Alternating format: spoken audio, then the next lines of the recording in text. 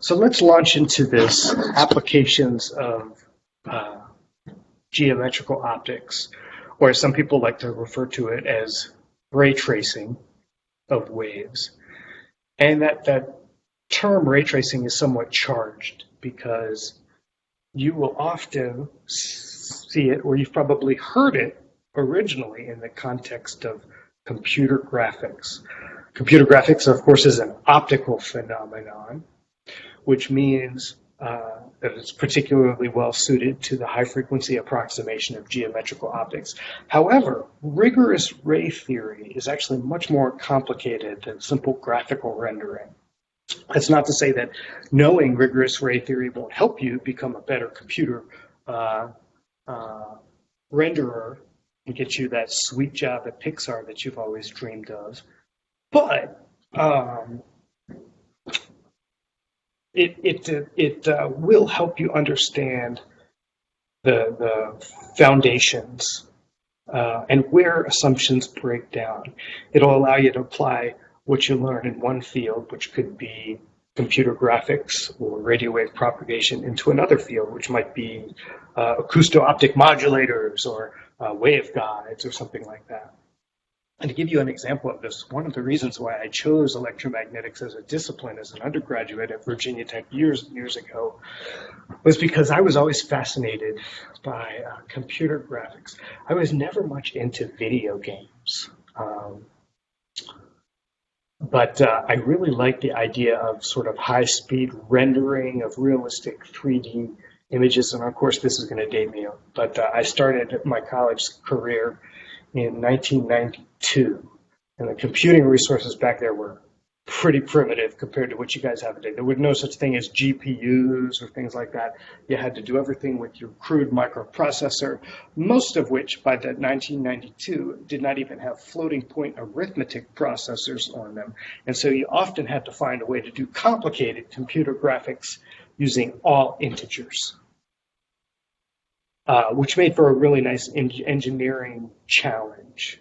Quite often when you constrain a problem, you get the most original solution, right? And so when I took my first vector calculus class, or this actually originally is vector geometry, the one that you take in the math department when you're a freshman. I forget what they call it here at Georgia Tech. But I learned all this vector math and was able to do these really cool 3D renderings of things like polygons and other interesting shapes. And it didn't take me long, by my junior year, when I started to take electromagnetics courses, I suddenly realized that the math was the same. The same math you use for computer graphics is the exact same math you would use to solve an electromagnetics problems. So, And the graphics problem was particularly interesting. I was interested in high-speed graphics, and if I had really half of a brain and some business savvy, I probably would have dropped out of school at that point and started my own video game company, because I had like my own libraries of like really ultra-fast assembly language routines for rendering 3D scenes, you know, the stuff that hadn't even shown up yet, because I was really a nerd back then, as opposed to now. So when I got into electromagnetics, which pays much worse than the video game industry, and I learned to solve a lot of other interesting problems and port that over into my early research in graduate school that involved propagation prediction.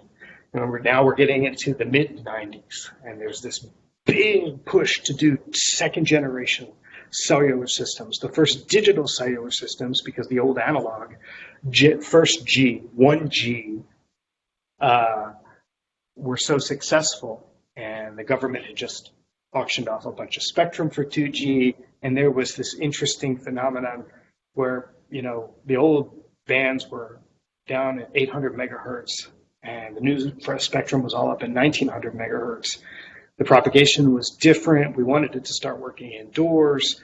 How do you handle this complicated environment? And so there was a real big push in the 90s for ray tracing radio wave propagation environments, trying to pin down very precisely what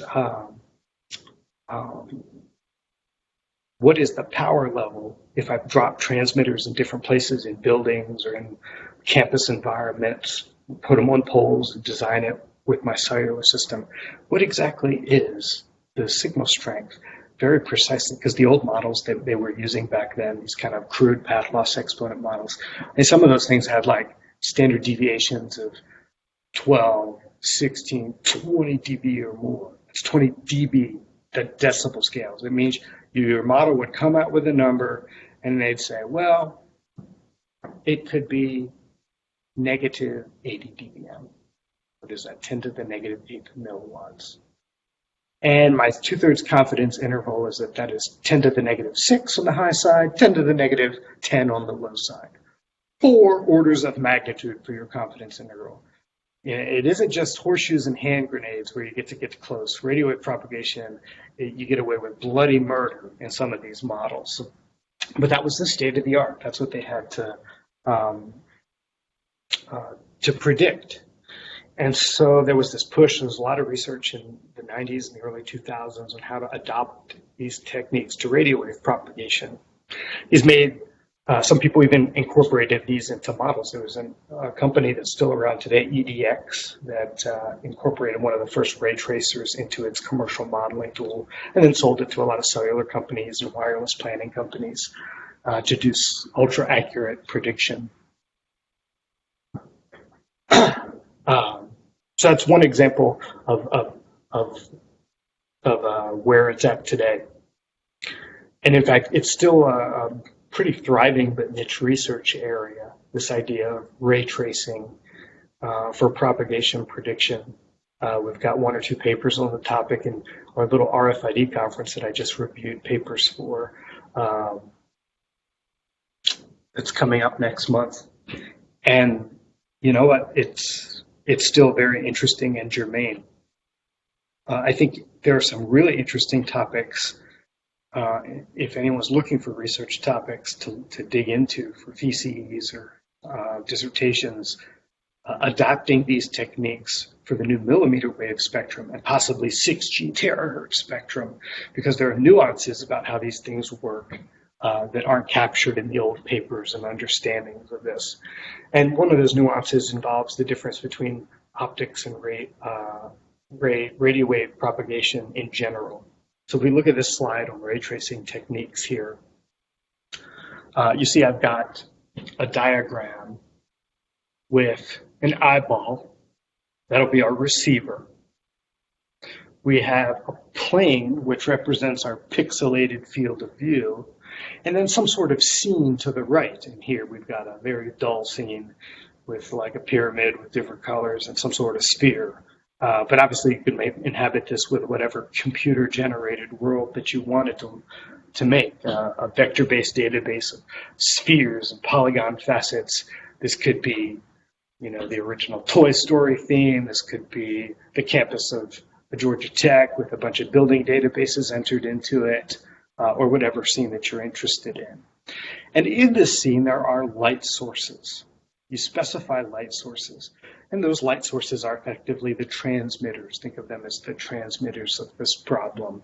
And they exist somewhere off to the side. And much of ray tracing for computer graphics is actually very simple. You shoot the ray from your observer, which is some specified focal point, through a pixel. So that defines the trajectory of a ray. And then you intersect it with objects in the scene.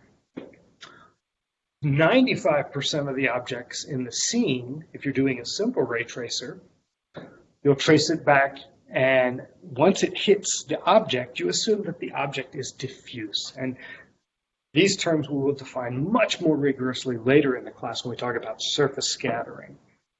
But you hit a surface that is diffuse, which means it breaks apart the wave and scatters things in different directions. Now, of course, we're applying some reciprocity here. I told you that the observer was the receiver, and the sources of light in the environment that you specify in the computer are your transmitters. But of course, what's good for the goose is good for the gander. In electromagnetics, we have the reciprocity theorem. Hopefully we'll get to prove that in this class if you haven't done so already in 6350, which means you could talk about the observer being the transmitter just as easily as you can the light source being the transmitter. When a wave strikes most objects in the optical frequencies, they are geometrically rough when you get down to the tens or hundreds of nanometers wavelength scale that we operate optical visual light at. It doesn't look like it's rough from our perspective. It feels pretty smooth, this wall and this whiteboard. But we know it has to be optically rough because we can see it. If something was not optically rough, it would be a mirror, which means instead of a color, you would just see what was ever on that side of the room. And in those instances, if something is a mirror, you have to do a little bit of extra work in computer graphics.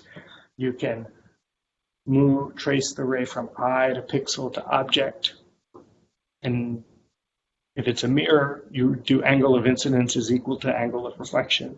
And then you launch a ray in along the reflected angle from that facet or surface and see what that intersects with. And then pull that pixel all the way back through the path and color it appropriately.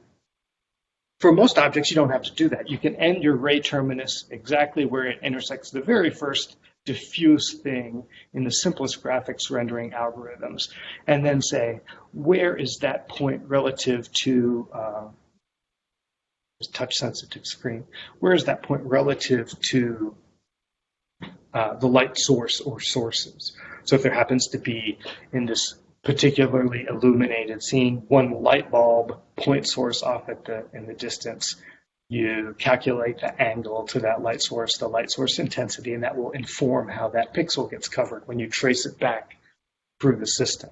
And of course, you do this exhaustively for all of the pixels and all of the images, and this is why it takes so many computers in a DreamWorks animation studio or a Pixar animation studio to do these types of calculations. Now, as you get more sophisticated, in other words, it's Pixar 2020 instead of Pixar 1995, you can do some more sophisticated things that we'll maybe talk about in a different context in electromagnetic theory.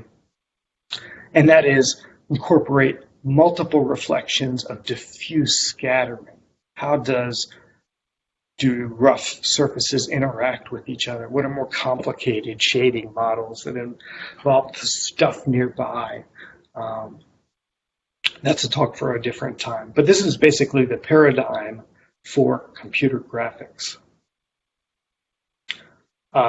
For radio wave propagation, we take this paradigm and kind of put it on its head. Usually the point where you launch all of your rays is the transmitter, and the sources, or in the environment, wherever you want to calculate received signal strength or channel properties, that's your receiver. Those are your receivers.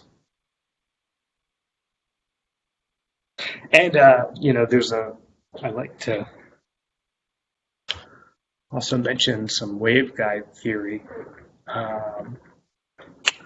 Almost all waveguides can be ray traced. When I introduced them in 4350, we construct modal solutions. For example, the rectangular waveguide, you've probably seen the modal solutions where you've got a field distribution that's somewhat complicated, especially for the higher order modes, and it moves at a constant velocity down a waveguide.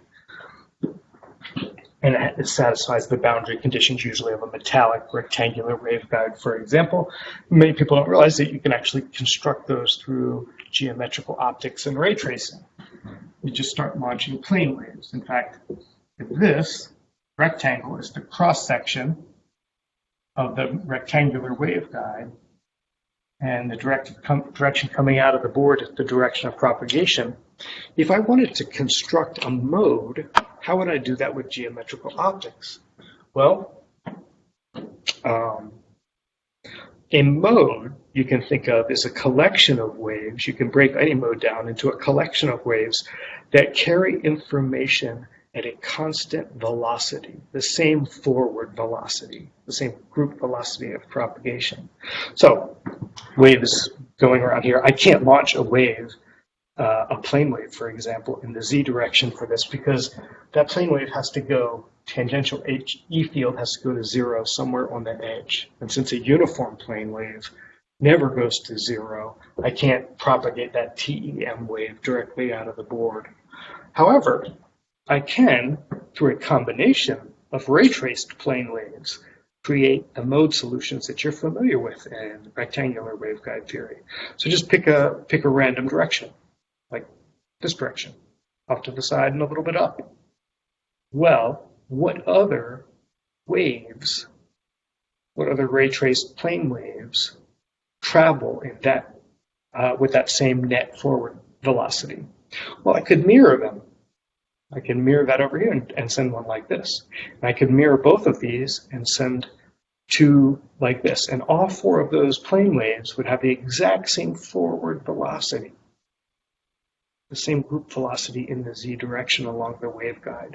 So when I add them all up, if I do them in the right proportion and I've picked the right angles, I can get those zero value field conditions that I'm required by my rectangular metallic waveguide. So it's important to recognize that you can study all sorts of devices using these techniques. If you're a device person, if you're a propagation person, if you're a graphics person, if you're just some person that likes electromagnetics, there's always an application for this stuff. So what I want to do now is jump into a few techniques, because the devil is in the details. It's very easy to think about rays, but how do you actually calculate ray paths? And I wanted to mention basically three types of techniques. We have the method of images, tube shooting, and ray shooting. So the method of images starts like this. Let's say I have a highly reflective building. Here's my 2D map on the right, a transmitter labeled TX, and a receiver RX. If I just use the first free space equation, I'm not going to capture the proper amount of power that transmits between TX and RX. That pathway exists in this particular example. It doesn't appear to be blocked. But first of all, there's a ground bounce there. Okay, if I know the heights of the transmitters and the receivers, I can incorporate that. But then there's also the reflective behavior of the building itself. Buildings have straight walls. They're usually flat.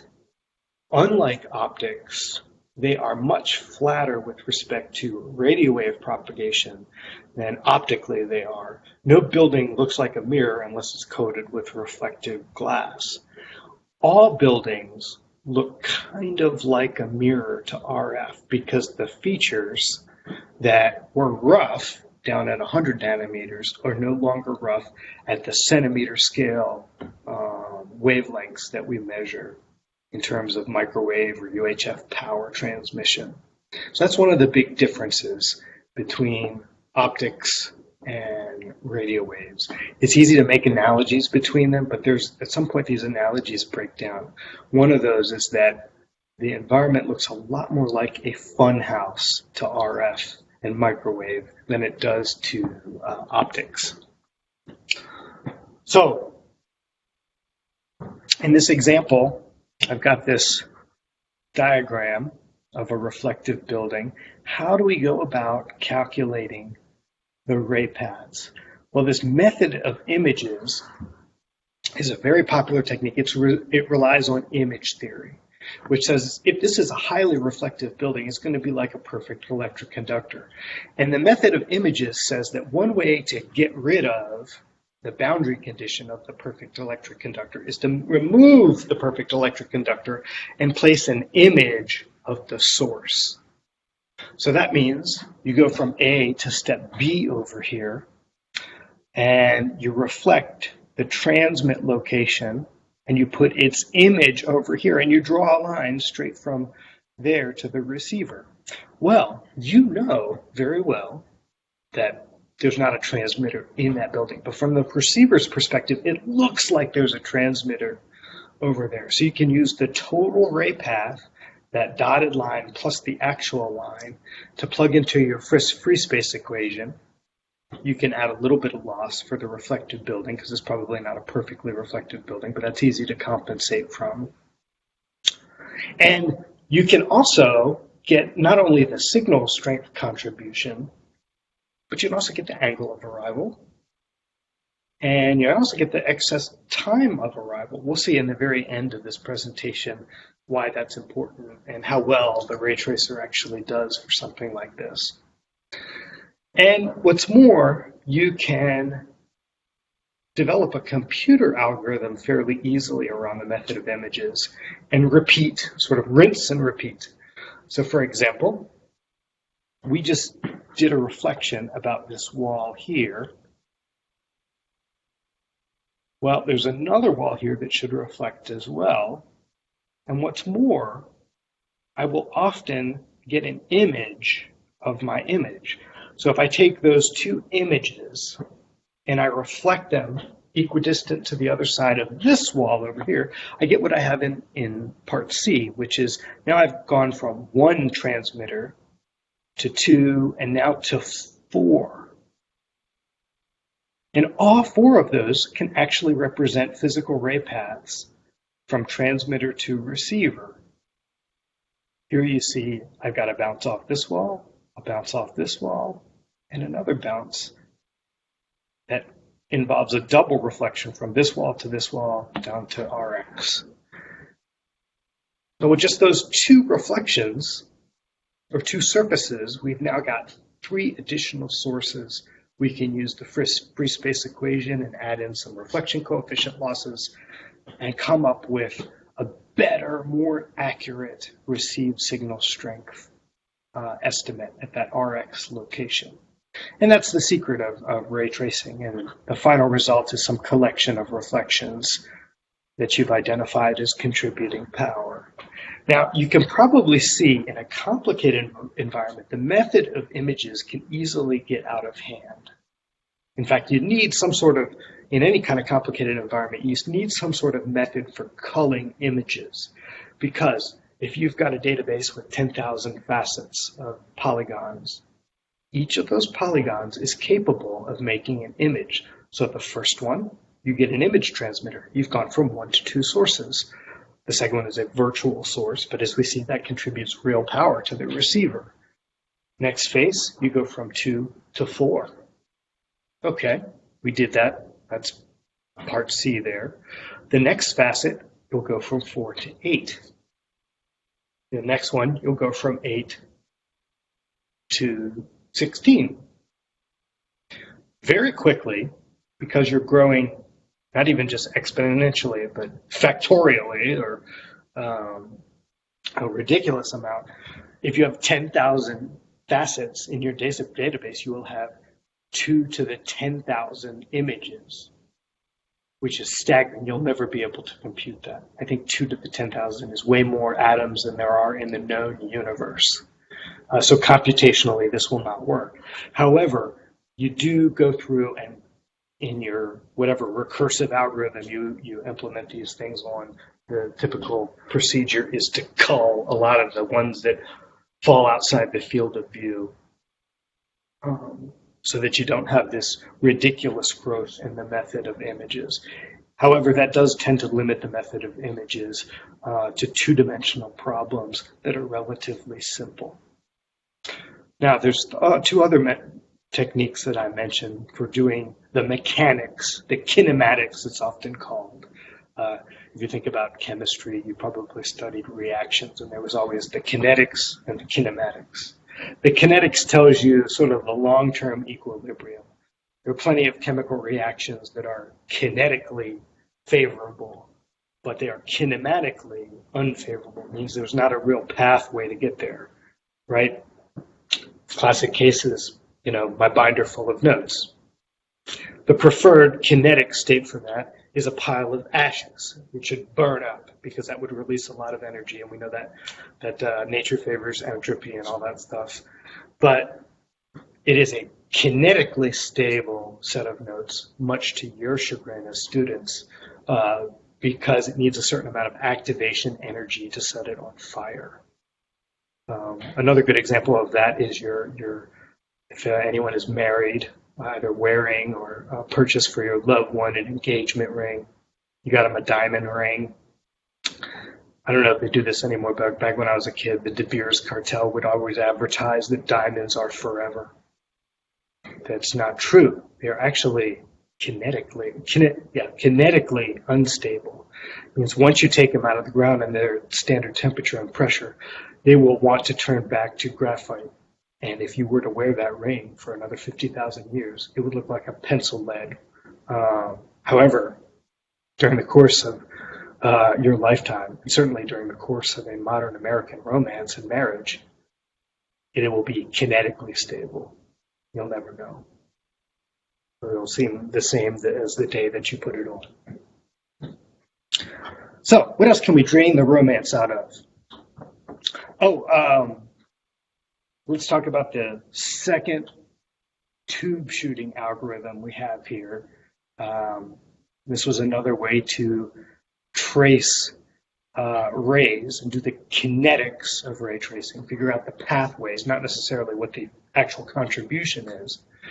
And tube shooting, ray launching algorithms, whenever you see the word shooting, they fall into a class of ray launching algorithms. And there's basically two ways to handle this. One is with tube shooting. And that is you launch a whole bunch of rays from the transmitter and define a bunch of receiver locations in your computerized environment and try to define tubes, which are a collection of 3 or more rays that define like a prism. And you intersect that prism with a receiver location where you may want to estimate the field strength, the E field and the H field, and or the power level that's received by an antenna. And tube shooting is nice because it sometimes takes care of the spatial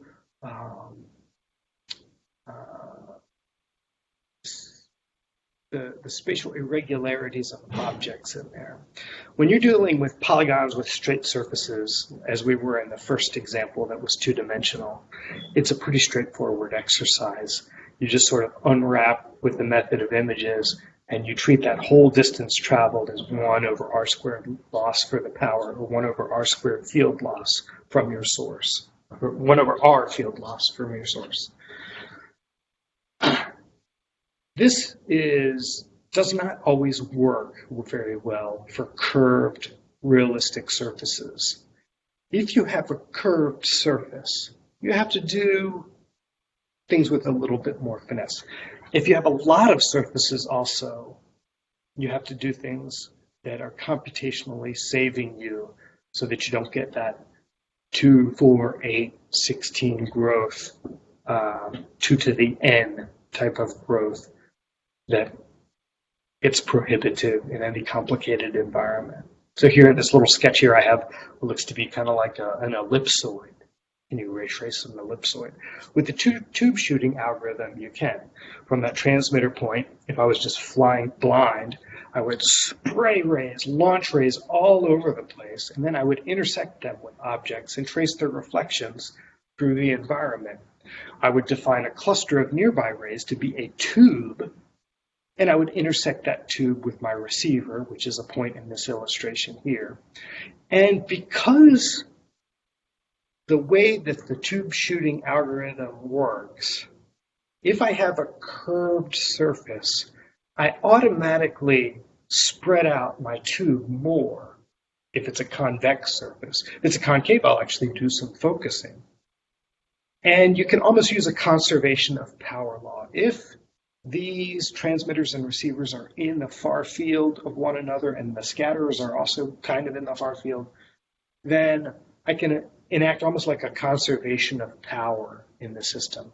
The tube close into the transmitter has a certain amount of power that gets spread out over the area of that tube in watts per meter squared. The waves expands, I get 1 over r squared spreading from a source. It hits an object, keeps on spreading. If it's a curved object like I have here, it's going to start spreading more. And as long as you conserve the power within the tube and distribute it across this larger rectangular section that I've intersected with my receiver in the diagram, all of a sudden the power works out more or less. And you didn't even have to do any fancy surface diffraction formulas that you would in a full wave solution. So that's one of the powers of geometrical optics and one of the powers of the tube shooting technique. And of course, shooting shooting rays in three-dimensional space and keeping track of all of the associations of the tubes between the launched rays, that's a computationally prohibitive exercise, but it does not grow 2 to the n like the previous example is. So once you get into any type of realistic database with a little complexity or three-dimensional space, ray launching algorithms always perform better than the method of images. They're especially with modern day computing, they're very quick to operate and calculate. Now, tube shooting is just one algorithm. Ray launching or ray shooting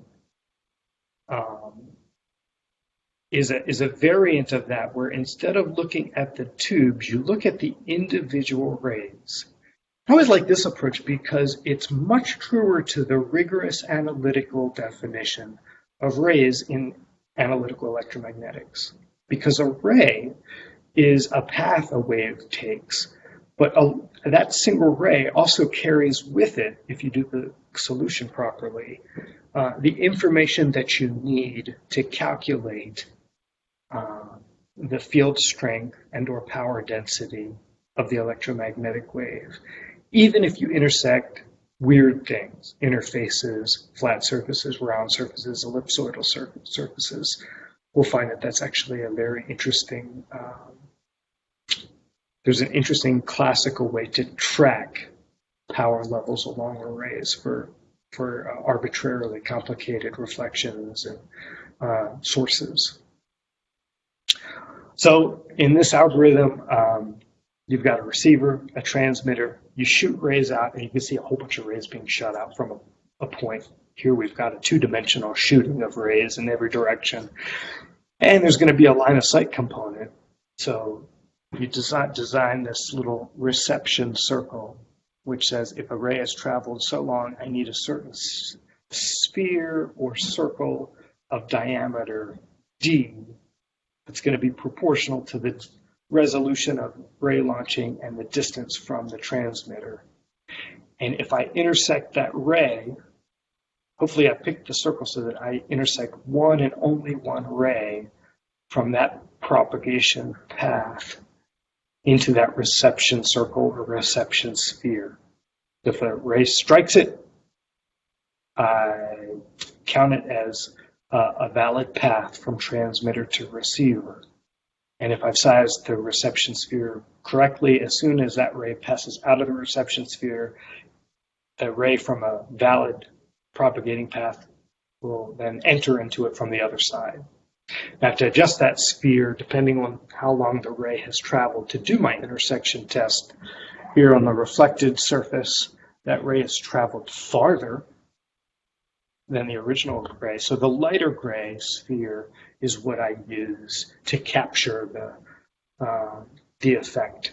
Very easy to program, very difficult to do by hand, but it's a great technique for getting a computer to rapid fire do calculations. You can do this on a GPU really nicely, but even with MATLAB code or standard programming techniques, you can code this up pretty easily and just do a brute force rendering of your entire electromagnetic environment.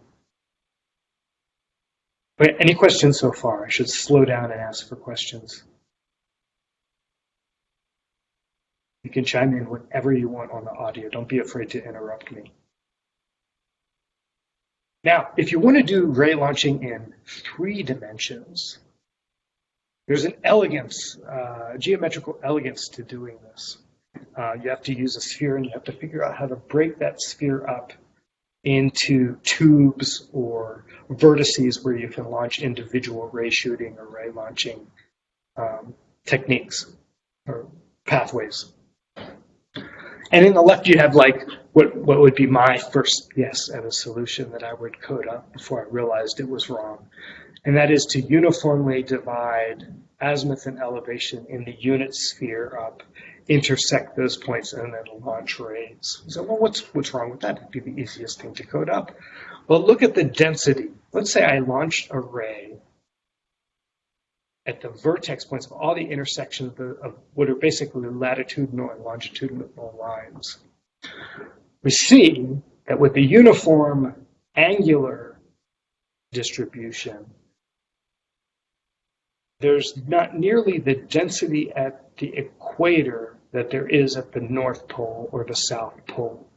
In other words, I launch a lot of rays up at the North Pole, a lot of rays up at the South Pole, not many around by comparison, not many around the equator. So I either have to oversample the system crazy and waste a lot of resolution and computation tracing on the poles, or I have to do something a little bit more clever.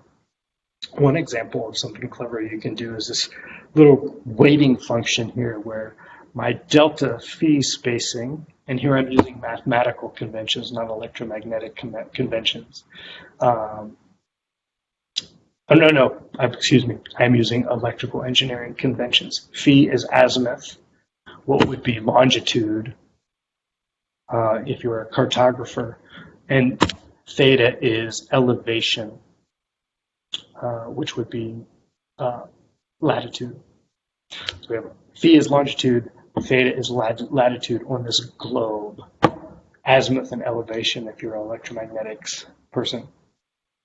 And if you simply weight delta phi so that it's equal to your delta theta increment, which can be uniform, and you just divide it by the sine of theta, then what that means is that the equatorial angles will be weighted, will be basically smaller and finer. And then as you go up at higher and higher latitudes, your segments get bigger and bigger in azimuth, so that at the end you're left with just one big angle sweep here. And you can kind of see, it's kind of a simple but effective way to taking all those vertex points. If you define the intersections, or you could define the center of each of those facets that we've just drawn out as the origin of a ray, you get a uniform launching into the environment. You can reflect it around, gather up the energy at the locations that you're interested in solving for. So those are two simple techniques. And one of my favorite techniques, I have to cover this just because it's kind of elegant, and we don't get to talk about geodesic domes very much in our lectures in any class. But geodesic ray launching is kind of like supremely elegant in my view, because you have almost uniform coverage in this beautiful triangular tessellation. It also happens to be a form that shows up quite a bit in art and architecture. This is the same exact geodesic math that was popularized and used in architecture by the architect Buckminster Fuller. And the way that you do it is very simple. You start at point A with a 20-sided regular polyhedron, which is called an icosahedron, if you remember from your math or geometry class. It's 20 uniform equilateral triangles. It's the highest possible regular polyhedron that we know of. Mathematically, I don't think you can get squeeze any more regular, identical facets uniformly around a sphere and fill up space and make it a regular polyhedron. So that's your starting point. And then each of those equilateral triangles, you break up into a whole bunch of other tessellated equilateral triangles. And then you take a tight bounding sphere around that and just extrapolate all those vertices to the surface. So start from the origin, draw a ray through every single one of those vertices, and then the sphere down there in part C, The resulting sphere and all the intersections of those boundaries are shown there. You have almost uniform equilateral triangles all the way around that sphere. It fills space nicely. It's almost uniformly tessellates the surface of a round sphere, which is not mathematically possible to do exactly anyway. And it ensures you near uniform coverage of the environment. And it's also how you make Epcot Center. That should be one of the questions on your homework. What is the tessellation factor for the geodesic sphere that is Epcot Center? I think it's a few orders less than what I've shown here. Here I've got a tessellation factor of 6. Basically, the number. You can divide that icosahedron into 1, 2, 3, 4, 5. So this is an order 6 division for a geodesic sphere. I think they're kind of fun to study. There are very few contexts that we engineers get to study something kind of artistic like this. But Buckminster Fuller ran around and made all these sort of geodesic domes.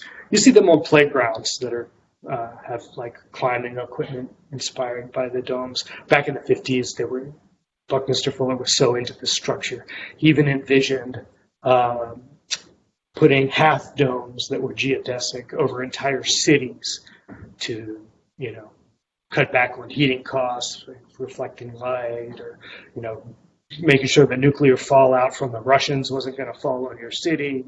And it's true that these structures tend to be some of the strongest possible shape surface,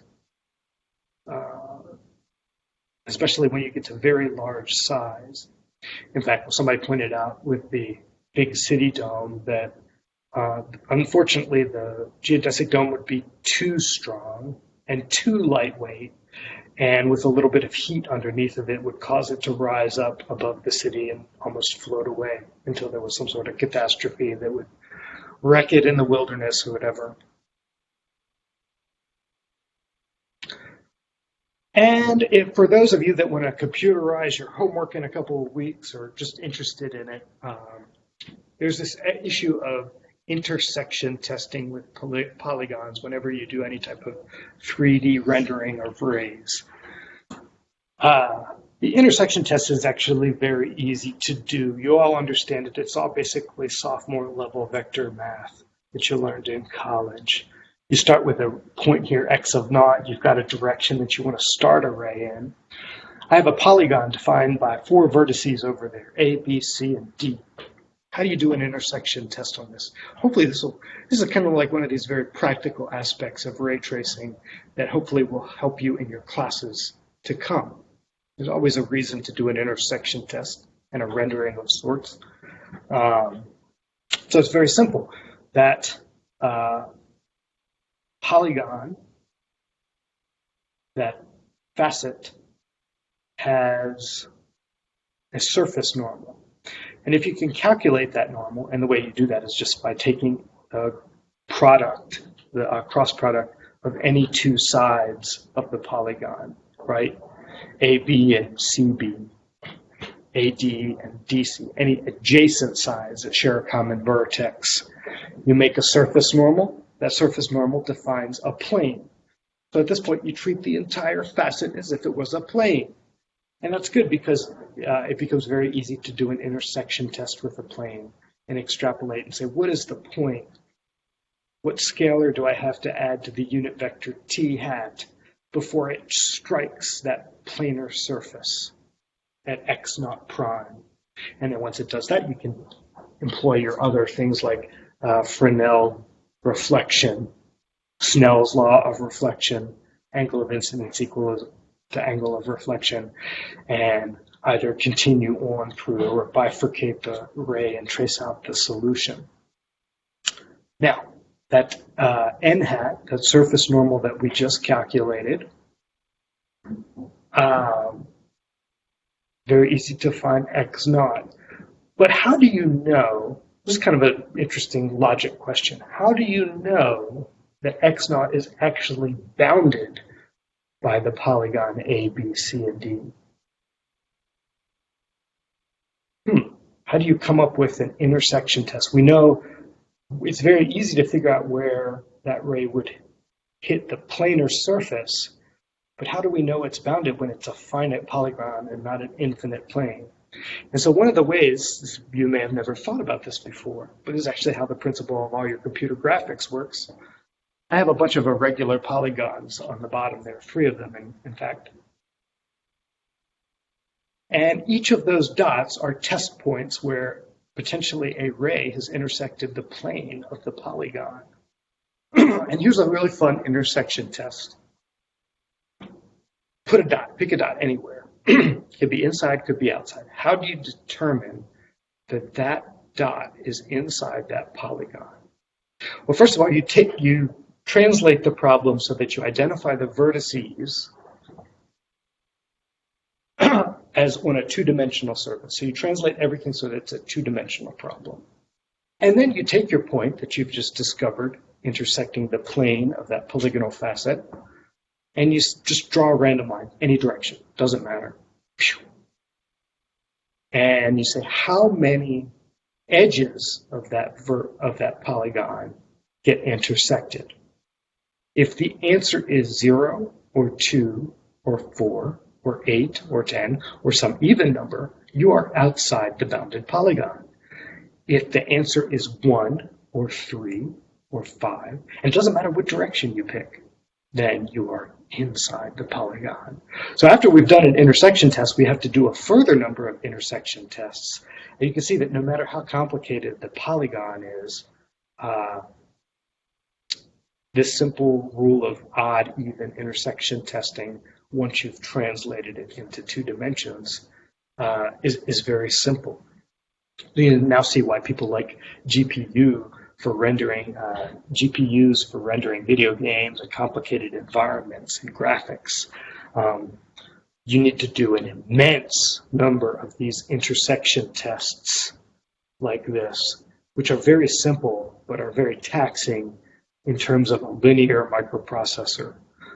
And so if you can do the simple math in parallel, a whole bunch of things at a time, you can render a scene in a very short amount of time, almost in real time in some instances, and make it look very good. By render a scene, I mean optically or electromagnetically or in RF or whatever frequency that you're working at. So anyway, I always put this on because I think it's an interesting topic, something you don't normally see in your other classes, and it makes sense why you've got GPUs in your machine. It shows you brute force way of doing all of these types of calculations. There's no magic in making this happen. It's all just stuff that you've already learned, just in a slightly different form. Okay, so I'm going to end the lecture on this last slide. Here's an example of some measurements. It's actually taken at Virginia Tech, the enemy campus. I was a grad student helping out another grad student doing some measurements in a courtyard here. They actually had a channel sounder. It was a broadband channel sounder at 1920 megahertz, which is the newly opened PCS band.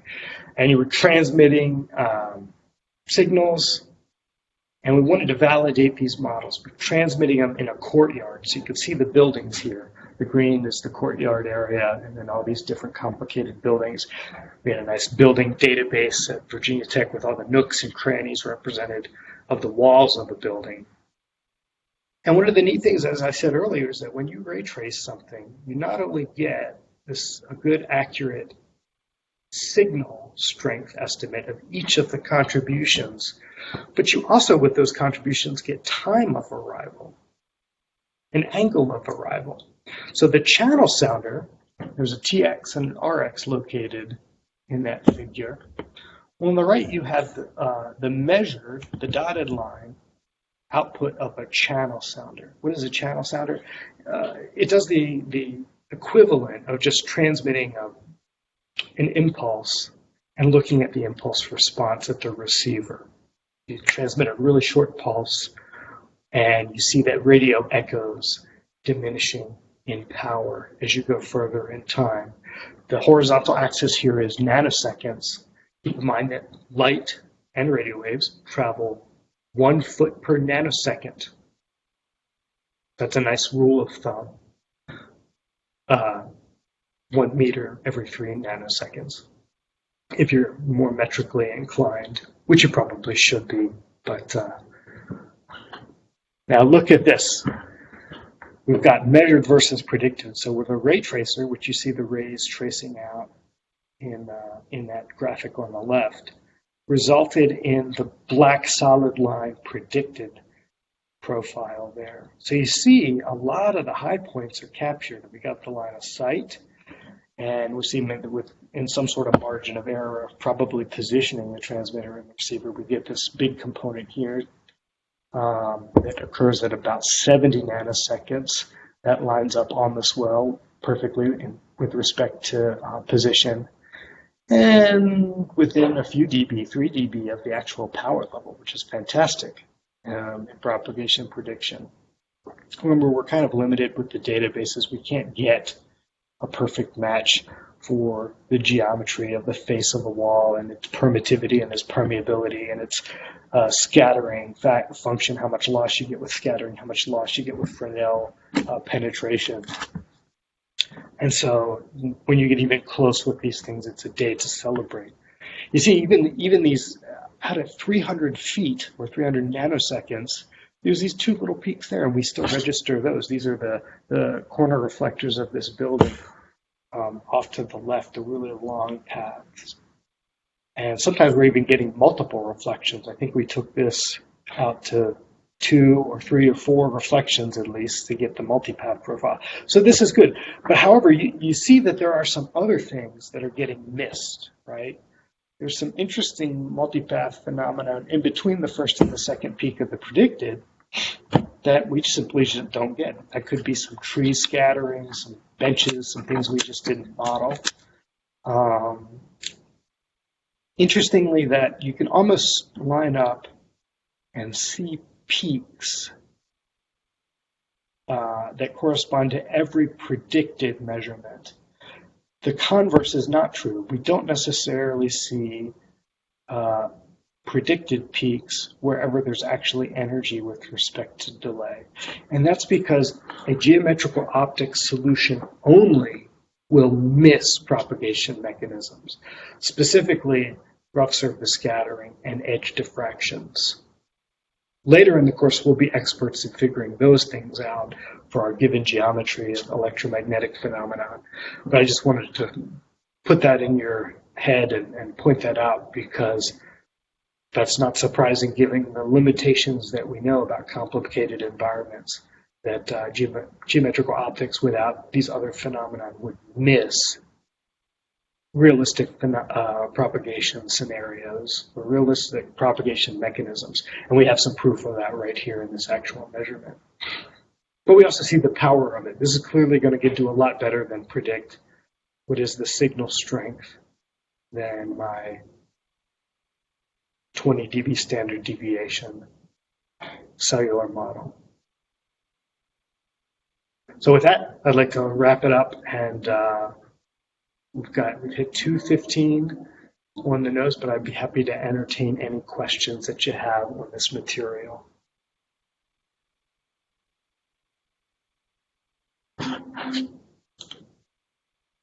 Okay, let's see, chats. Unfortunately, I can't see the chats when the presentation is going. Turn it off.